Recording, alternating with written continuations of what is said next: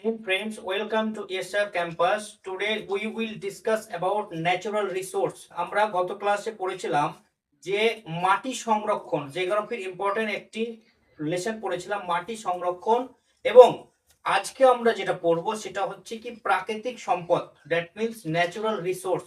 It's very important. তো আমরা আজকে একটি গুরুত্বপূর্ণ লেসন, সেটা হচ্ছে কি যে ন্যাচারাল সম্পদ, প্রাকৃতিক সম্পদ, ন্যাচারাল রিসোর্স। প্রথমত ভূমিকা আমরা জানবো এবং এই প্রাকৃতিক সম্পদের প্রকারভেদ জানবো এবং প্রকারভেদ গুলিকে জানবো যে কোন গুলিকে প্রকারভেদ কিভাবে বলে। তারপরে হচ্ছে যে প্রাকৃতিক সম্পদের গুরুত্বটা কি, ইম্পর্টেন্সটা কি, তারপরে আমরা জানবো সমস্যা কি এবং এই সমস্যার পরে এই সমাধান কি রয়েছে, এগুলো আজকে আমরা জানবো। তাহলে প্রথমত হচ্ছে আমরা যে পৃথিবীর বুকে থেকে আমরা বায়ু, জল, খাদ্য এবং বিভিন্ন ধরনের যে সম্পদ আমরা পাচ্ছি, আমরা কি এটা কখনো চিন্তা করেছি যে এসব জিনিস আসছে কোথা থেকে? এগুলো আমরা কখনো চিন্তা করি না। এইগুলোই আজকে জানার জন্য এই লেসনটা আমরা পড়বো যে প্রাকৃতিক সম্পদটা কি এবং প্রাকৃতিক সম্পদ আমাদের কিভাবে দেয় এবং আমরা কিভাবে সেটা ইউজ করি, ব্যবহার করি, এবং সেটাকে আমরা অপচয় করি না রক্ষা করি। যদি অপচয় করি তাহলে আমাদের কি করণীয়, সেটা আজকে আমরা ডিসকাশন করব, বিস্তারিতভাবে আলোচনা করব। প্রথমত হচ্ছে ভূমিকা, যে প্রকৃতি থেকে, প্রথমত ভূমিকাতে কি বলছে, প্রকৃতি থেকে আমরা যে সব উপকরণ পাই সেগুলোকেই বলে প্রাকৃতিক সম্পদ, দ্যাট মিন্স ন্যাচারাল রিসোর্স। যেগুলি আমরা উপাদান পাচ্ছি, এই যে বাতাস পাচ্ছি, জল পাচ্ছি, এই যে আমরা কলকারখানা চালার জন্য, শিল্প উন্নয়ন করার জন্য যে তেল আসছে, ডিজেল আসছে, আমরা চলাফেরা করার জন্য গাড়িতে চলাফেরা করছি, যে সেই গাড়িতে ইউজ হচ্ছে পেট্রোল, ডিজেল বা সিএনজি, এগুলো সব কোথা থেকে আসছে?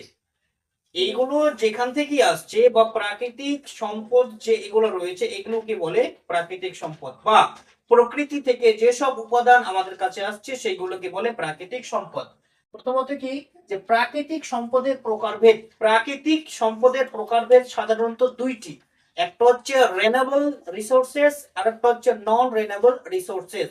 রেনেবল রিসোর্সেস মানে হচ্ছে নবনীকরণ যোগ্য সম্পদ, দ্যাট মিন্স রেনেবল রিসোর্সেস, নবীনীকরণ যোগ্য সম্পদ। আর একটা হচ্ছে নন রেনেবল রিসোর্সেস মানে অনবীনীকরণ যোগ্য সম্পদ। নবীনীকরণ যোগ্য সম্পদ হচ্ছে যাকে আমরা বারবার ব্যবহার করা যায়, শেষ হয় না সহজে, সেটাকে বলে কি রেনেবল রিসোর্সেস, নবীনীকরণ সম্পদ, শেষ হয় না সহজে। উদাহরণ সূর্যের আলো, বাতাস এবং জল, এই তিনটাকে বলে কি রেনেবল রিসোর্সেস, মানে হচ্ছে নবীনীকরণ যোগ্য প্রাকৃতিক সম্পদ, নবীনীকরণ যোগ্য সম্পদ। এটা সহজে শেষ হয় না। সূর্যের আলো কখনো শেষ হয় না, জল কখনো শেষ হয় না, বাতাস কখনো শেষ হয় না। আরেকটি হচ্ছে কি অনবীনীকরণ যোগ্য সম্পদ, মানে হচ্ছে নন রেনেবল রিসোর্সেস, যেটা একবার ব্যবহার হলে শেষ হয়ে যায়, সেটা হচ্ছে অনবীনীকরণ যোগ্য সম্পদ, একবার ব্যবহার করলে শেষ হয়ে যায়। উদাহরণ কয়লা, দ্বিতীয়ত পেট্রোলিয়াম, প্রাকৃতিক গ্যাস। এই যে তিনটা উপাদান রয়েছে এটা একবার ব্যবহার করলে শেষ হয়ে যায়। প্রথমে হচ্ছে কয়লা। কয়লা হচ্ছে কি কয়লার খনি থেকে কয়লাকে সংগ্রহ করা হয়, মাইনিং করা হয়, এবং সেই মাইনিং করা কয়লা যখন আমরা ব্যবহার করে ফেলি সেটা আর দ্বিতীয়বার ব্যবহার করা যায় না, সেটা শেষ হয়ে যায়। দ্বিতীয়ত হচ্ছে পেট্রোলিয়াম। পেট্রোলিয়াম মানে হচ্ছে কি যে সব তেল আমরা ব্যবহার করি, জ্বালানি রূপে তেল ব্যবহার করি, সেটা হচ্ছে ডিজেল হোক, সেটা কেরোসিন হোক, সেটা পেট্রোল হোক, বা জাহাজ চালানোর জন্য, এরোপ্লেন চলার জন্য যেসব জ্বালানি ব্যবহার করা হয় এই সমস্ত গুলোকে পেট্রোলিয়াম বলে। পেট্রোলিয়াম হচ্ছে সাধারণত ক্রুড অয়েল। প্রথমত এটাকে বলে ক্রুড অয়েল মানে অপরিশোধিত বা আনফিল্টারেড অয়েল, যেটা মাটির নিচ থেকে সংগ্রহ করা হয় এবং সেটাকে রিফাইনারি সেন্টার, সেটাকে রিফাইন করার জন্য ফ্যাক্টরিতে নিয়ে যাওয়া হয়, রিফাইনারি সেন্টার নিয়ে যাওয়া হয়, এবং সেই ক্রুড অয়েলকে প্রচুর মাত্রায় উত্তপ্ত করার ফলে সেটা ডিভাইড বাই ডিভাইড ভাগ হয়ে যায়। প্রথমত পিচ, যেগুলো দিয়ে রাস্তাঘাট হচ্ছে সেটা বের হয়, ইঞ্জিন অয়েল বের হয়, গ্রিজ বের হয়, তারপরে পেট্রোল বের হয় আলাদা, ডিজেল বের হয় আলাদা, জাহাজ চালানোর জন্য যে তেল লাগে সেটা আলাদাভাবে বের হয়, এরোপ্লেনের জন্য আলাদা হয়ে বের হয়, এবং সব টপে যেটা থাকে সেটা হচ্ছে কি LPG gas. LPG full form হচ্ছে কি লিকুইড পেট্রোলিয়াম গ্যাস। তো এই সমস্ত গুলিকে প্রথমত সেটাকে ক্রুড অয়েল রূপে সেটা বের হয়, এবং সেটাকে পরিশোধিত করার পর, সংশোধন করার পর সেটা আলাদা আলাদা তেলে বা আলাদা আলাদা জ্বালানিতে রূপান্তরিত হয়, এবং আমরা আমাদের দৈনন্দিন প্রয়োজনে সেই সবগুলি ব্যবহার করে থাকি। তারপরে হচ্ছে প্রাকৃতিক গ্যাস। এই যে প্রাকৃতিক গ্যাস যেটা রয়েছে, প্রাকৃতিক গ্যাসটা কিন্তু একবার ব্যবহার করলে সেটা নষ্ট হয়ে যায় বা সেটা শেষ হয়ে যায়, আমরা আর সেটাকে রিইউজ বা দ্বিতীয়বার ব্যবহার করতে পারি না। কি কি পারি না? একটা কয়লা, 2 নম্বর পেট্রোলিয়াম, 3 নম্বর প্রাকৃতিক গ্যাস। তারপরে অপশন বলছে প্রাকৃতিক সম্পদের গুরুত্ব, that means importance of the natural resources. যে ন্যাচারাল রিসোর্সেস প্রাকৃতিক সম্পদের কি গুরুত্ব রয়েছে। এক নম্বর হচ্ছে জীবন ধারার জন্য প্রয়োজন। প্রাকৃতিক সম্পদটা, এই যে প্রাকৃতিক সম্পদ রয়েছে এটা কি জন্য গুরুত্ব? জীবন ধারার জন্য প্রয়োজন। যদি শ্বাস না থাকে তাহলে আমরা বাঁচবো না। যদি পেট্রোলিয়াম বা কয়লা না থাকে তবু আমাদের জীবন নিস্তেজ হয়ে যাবে, আমরা তেজ হতে পারবো না, কারণ জ্বালানি না থাকলে আমরা অকেজো। শিল্প ও উন্নয়ন ভিত্তি, শিল্পকে উন্নয়ন করার জন্য বা শিল্প কলকারখানা বা অন্য কিছুকে উন্নয়ন করার জন্য প্রাকৃতিক সম্পদ আমাদের প্রয়োজন। যদি প্রাকৃতিক সম্পদ আমাদের কাছে না থাকে তাহলে আমরা উন্নয়ন করতে পারবো না। যেহেতু উন্নয়নের ভিত্তি হচ্ছে প্রাকৃতিক সম্পদ, প্রাকৃতিক সম্পদ ছাড়া উন্নয়ন করা কখনোই সম্ভব নয়। তারপরে হচ্ছে কি খাদ্য, জ্বালানি, বাসস্থান সবই দেয়। এই প্রাকৃতিক সম্পদ আমাদের সবকিছু দেয়, খাদ্যও দেয়, বাসস্থানও দেয়, আবার জ্বালানি গ্যাসও দেয়, বা জ্বালানির রূপে যেসব আমরা ব্যবহার করি এই সমস্তগুলি আমাদের প্রাকৃতিক সম্পদ থেকে আমরা পাই বা প্রকৃতি আমাদের প্রোভাইড করে আমাদের দেয়। তারপর হচ্ছে কি প্রাকৃতিক সম্পদ ছাড়া জীবন অসম্ভব। এটা ইম্পর্টেন্ট একটা কথা, যে প্রাকৃতিক সম্পদ ছাড়া আমাদের জীবন অসম্ভব। প্রাকৃতিক সম্পদ ছাড়া কেন জীবন অসম্ভব? প্রাকৃতিক সম্পদ না হলে আমরা বাঁচতে পারবো না, কারণ শ্বাসকার্য চালানোর জন্য আমাদের বায়ুর প্রয়োজন, খাদ্যের জন্য আমাদের খাদ্যের প্রয়োজন, এবং আমরা এগুলি নিজে থেকে তৈরি করতে পারি না। যদি প্রাকৃতিক সম্পদের সাহায্য না হয় বা প্রাকৃতিক সম্পদ না থাকে তাহলে আমাদের দৈনন্দিন জীবনের নিত্য প্রয়োজনীয় জিনিস আমরা ব্যবহার করার জিনিসগুলি নিজের থেকে তৈরি করতে পারবো না। সেই জন্য আমাদের প্রাকৃতিক সম্পদ ছাড়া জীবন অকেজো বা জীবন সম্ভব না। তারপরে হচ্ছে কি, তারপরে 4 নম্বর অপশন হচ্ছে যে সমস্যা, প্রবলেমসটা কি? প্রবলেমস হচ্ছে কি এখন বড় সমস্যা হলো কি, বড় সমস্যা যে আমরা অতিরিক্ত ব্যবহার করে ফেলছি, প্রাকৃতিক সম্পদগুলো অতিরিক্ত ব্যবহার করে ফেলছি এবং দূষণ করে ফেলছি এবং বনকে উজাড় করে ফেলছি। এই যে প্রাকৃতিক সম্পদ যে আমরা ব্যবহার করছি সেখান থেকেও কিন্তু আমরা পরিবেশকে দূষণ করছি। এই যে পেট্রোলিয়াম জ্বালানি ব্যবহার করছি, এখান থেকে যে বিষাক্ত ধোঁয়া সেটা কোথায় থাকছে? বায়ুর মধ্যে থাকছে, পরিবেশের মধ্যে থাকছে, তাতে করে পরিবেশ দূষণ হচ্ছে। এবং এই ন্যাচারাল রিসোর্সকেই বা প্রাকৃতিক সম্পদকে ব্যবহার করে আমরা ভূমি দূষণ করছি, এবং এই ভূমি দূষণ করার ফলে ভূমির উর্বরতা কমে যাচ্ছে। ভূমির উর্বরতা কমে গেলে, মাটির উর্বরতা কমে গেলে চাষাবাদ ভালো হবে না, এবং চাষাবাদ ভালো না হলে মানুষ খাবে কি? খাওয়ার জন্য মানুষকে ডাইরেক্ট বা ইনডাইরেক্ট মাটির সাথে জুড়ে থাকতে হয়।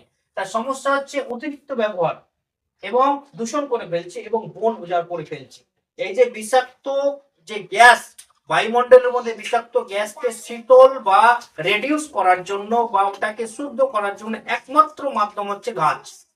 এবং আমরা এই গাছকে কেটে ফেলে সেখানে ফ্ল্যাট বানাচ্ছি, বড় বড় বনকে উজাড় করে শপিং কমপ্লেক্স বানাচ্ছি, টাউন বানাচ্ছি। আমাদের কারণেই কিন্তু পরিবেশের মধ্যে দূষণ চলে আসছে এবং আমরা এটাকে দূষণ করছি। তারপর হচ্ছে কি এর ফলে কি হচ্ছে? সম্পদ কমে যাচ্ছে। প্রাকৃতিক সম্পদ অতিরিক্ত ব্যবহার করলে, কোনো একটি জিনিস অতিরিক্ত ব্যবহার করলে সেটা কমে যাবে। কোনটা কমবে?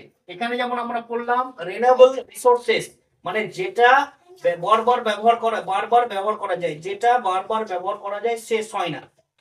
আরেকটা হচ্ছে নন রিনিউয়েবল রিসোর্সেস, মানে যেটা আমরা একবার ব্যবহার করলে সেটা শেষ হয়ে যায়। সেই সব প্রাকৃতিক সম্পদগুলি শেষ হয়ে যাচ্ছে।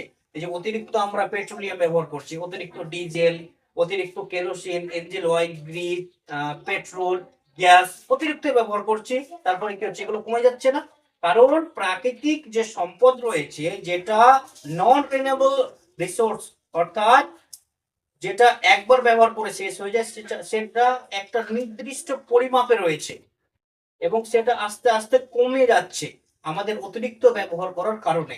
তারপরে কি হচ্ছে, পরিবেশ নষ্ট হচ্ছে। এই অতিরিক্ত ন্যাচারাল রিসোর্স বা প্রাকৃতিক সম্পদ ব্যবহার করার ফলে প্রাকৃতিক সম্পদ কমে যাচ্ছে এবং পরিবেশ নষ্ট হচ্ছে। তারপর অপশন হচ্ছে সংরক্ষণ, কনজারভেশন, মানে কিভাবে আমরা এটাকে সংরক্ষণ করতে পারি, কিভাবে এটাকে আমরা দীর্ঘ লং টার্ম পর্যন্ত ইউজ করার জন্য সংরক্ষণ করে রাখতে পারি, সেভ করে রাখতে পারি আমাদের ফিউচারের জন্য। তাহলে কিভাবে রক্ষা করব, কিভাবে রক্ষা করব, কম ব্যবহার করতে হবে, দ্যাট মিন্স রিইউজ, কম ব্যবহার করতে হবে। তারপরে পূর্ণ ব্যবহার করতে হবে, রিইউজ, পূর্ণ ব্যবহার বলতে রিইউজ মানে দ্বিতীয়বার সেটাকে ব্যবহার করতে হবে।